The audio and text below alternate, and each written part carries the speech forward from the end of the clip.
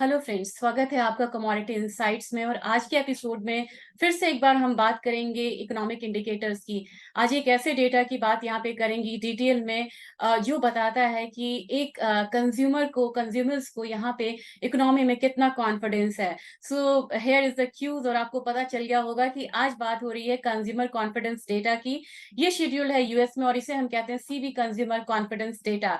तो एक छोटे से प्रेजेंटेशन के साथ मैं आपको बताना चाहूंगी कि किस तरीके से क्या ये डेटा है, इसका इम्पैक्ट किस तरीके से आता है, किस तरीके से हम कमोडिटी में ट्रेड कर सकते हैं। तो थोड़ी सी ब्रीफिंग आज यहाँ पे रहती है कि कंज्यूमर कॉन्फिडेंस डेटा क्या है।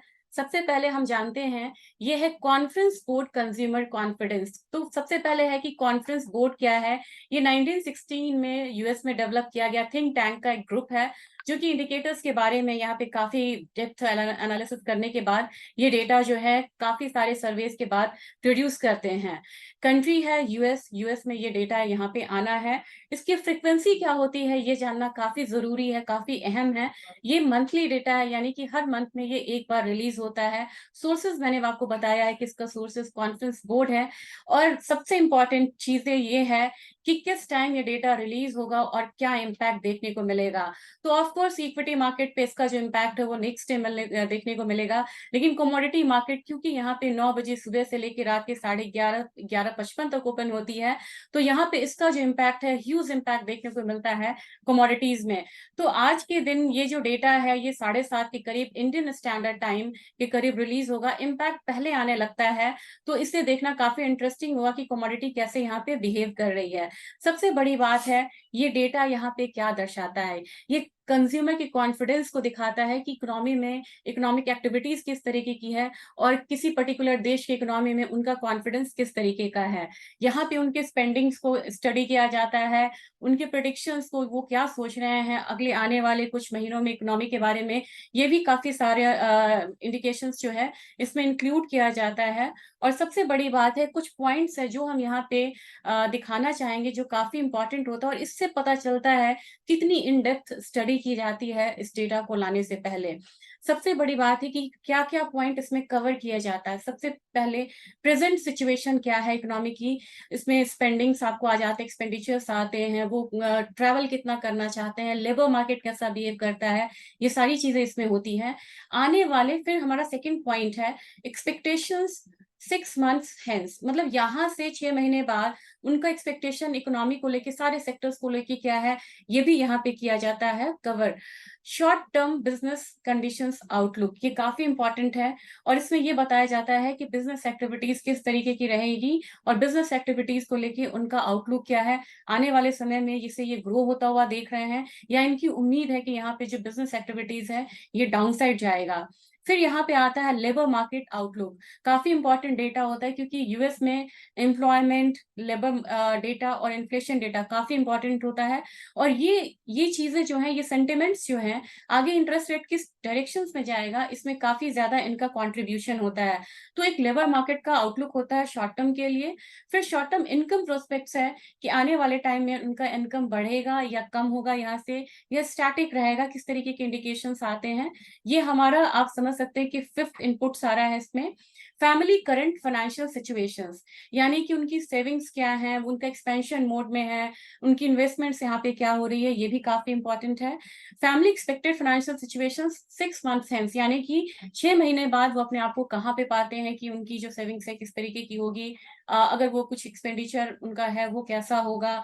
सबसे बड़ी बात है यहाँ पे कि इनको, इन चीजों को हम दो चीजों में डिवाइड करते हैं। कभी भी अगर रिसेशन टाइम अगर हिट करने वाला होता है तो हम अपने एसेंशियल जो नेसेसिटीज होती है उनको तो हम उस पर कम करते हैं, उस पर तो खर्च करते ही हैं। लेकिन जो हमारी एक्टिविटीज होती है, टूरिज्म की होती है, या हमें कुछ खरीदना है, या लग्जरी आइटम्स जो होती हैं, उस पे हम, जैसे ही हमें लगता है कि रिसेशन अगर हिट करने वाला है, उन चीजों पे अपना एक्सपेंडिचर यहाँ पे हम कम कर देते हैं।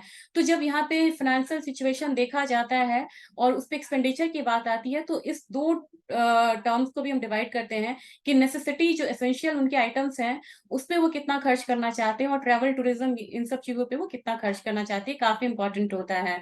इसके बाद बात आती है कि likelihood of a US recession over the next 12 months. ये काफी इंपॉर्टेंट होता है क्योंकि एक देश में उनकी जनता उनके बारे में क्या सोच रही है, उस इकोनॉमी के बारे में क्या सोच रही है, यहाँ पे काफ़ी ज़्यादा मायने रखता है। तो मेरे ख्याल से यहाँ पे ये जो पॉइंट है काफ़ी वैलिड, और इससे काफ़ी ज़्यादा सेंट्रल बैंक्स हो या गवर्नमेंट, उनको इंडिकेशंस आती है, जो पब्लिक यहाँ पे किस तरीके का ओपिनियन रखती है अपनी इकोनॉमी को लेके। तो काफ़ी इंपॉर्टेंट डेटा ये यहाँ पे है। एक चार्ट के ज़रिए यहाँ पे समझेंगे, काफ़ी दिनों से ये काफ़ी लंबा चार्ट है, जिसमें हम 2000 से पहले का भी, इनफैक्ट 1985 में ये इंडेक्स जो था करीब 100 के करीब था, और इसे हमने यहाँ पे शेयर किया है। हायर साइड ये 140 के करीब जाता है। ये एक टाइम था जब 2020 के करीब का ये टाइम था, वहां से एक फॉल आया, फिर एक अपसाइड देखने को मिला। अब यहाँ पे जो मार्केट है, ये यहाँ पे थोड़ा सा प्राइसेस जो हैं, ये जो लेवल्स हैं, ये नीचे की तरफ जा रहे हैं, और इंडेक्स यहाँ पे धीरे धीरे अपसाइड आ रहा है। लेकिन इस बार का डेटा क्या आना है, तो इस बार का जो डेटा है वो यहाँ पे थोड़ा सा निगेटिव होके आना है।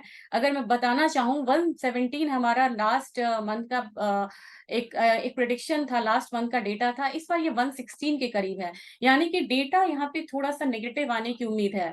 तो जब कभी भी डेटा नेगेटिव आता है, किसी कॉन्फिडेंस के बारे में बात हो रही है, इकोनॉमिक सेंटिमेंट्स के बारे में बात हो रही है, तो एक जाहिर सी बात होती है कि अगर डेटा अगर पॉजिटिव आता है तो उस देश की करेंसी में एक अप्रिसिएशन आता है। डेटा नेगेटिव है तो इकोनॉमिक सेंटिमेंट्स बिगड़ते हैं, और जो करेंसी है वो डेप्रिशिएट होती है।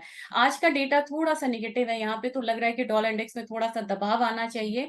लेकिन साथ में आपको एक चीज भी देखना है कि एक से ज्यादा हाई इंपॉर्टेंस डेटा है, तो उनके कॉम्बिनेशंस का यहाँ पे क्या इम्पैक्ट आएगा। तो एक और भी यहाँ पे इंडिकेटर्स आज रिलीज होना है, लेकिन मैं यहाँ पे कवर कर रही हूँ कंज्यूमर कॉन्फिडेंस। तो सिंपल सा थंब रूल है कि अगर डेटा पॉजिटिव आता है तो करेंसी में एक एप्रिसिएशन आएगा, डेटा नेगेटिव है तो वहां की करेंसी यानी कि यूएस डॉलर में एक डेप्रिसिएशन साइड आएगा। अगर यहाँ पे आज डेप्रिशिएट होती है कमोडिटी, तो गोल्ड में यहाँ पे एक सेफ हेवन बाइंग रिटर्न आ सकती है। हम देख सकते हैं कि प्राइसेस जो है ऊपर की तरफ आ सकता है। अगर डेटा अगर सरप्राइजिंगली स्ट्रांग होके आता है तो गोल्ड में एक करेक्शन आएगा। लेकिन साथ में अगर देखा जाए, अगर ये डेटा बहुत प्रोमिनेंटली अच्छे आने लगते हैं, तो दो काउंटर्स है जिनको यहाँ पे थोड़ा सा फायदा होता है। इसमें आपको एक तो बेस मेटल्स है और क्रूड ऑयल है, तो स्लाइटली उनमें देखेंगे कि एक इजाफा देखने को मिल सकता है अगर डेटा यहाँ पे पॉजिटिव होके आता है।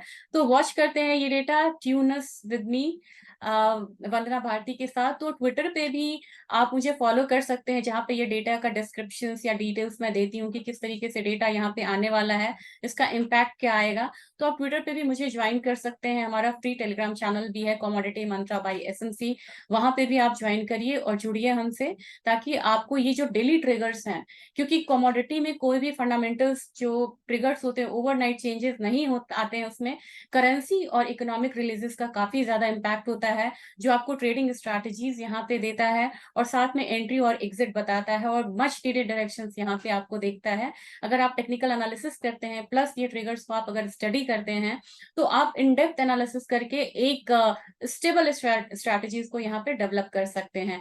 तो यह वीडियो जो था वो एजुकेशनल पर्पज से यहाँ पे बिल्कुल बनाया गया था, कुछ इन्फ्लुएंस करने की यहाँ पे कोशिश नहीं की जा रही है। बस ये एक सीरीज मैंने कंटिन्यू रखा है, ताकि एक जो इकोनॉमिक रिलीजेस है उसके इम्पोर्टेंस को यहाँ पे समझा जाए।